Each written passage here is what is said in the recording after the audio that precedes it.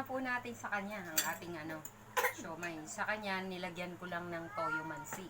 Yung sa akin, lalagyan ko po ng chili garlic sauce. Kasi baka hindi niya ma-take yung spiciness ng ating chili garlic sauce.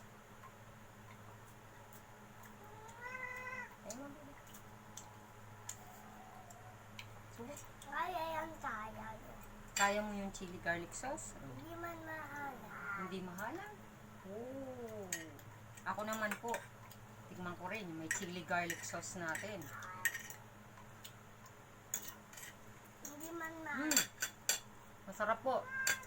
Sana matry nyo din po ito. Medyo maganda po yung ating texture ng ating wrapper.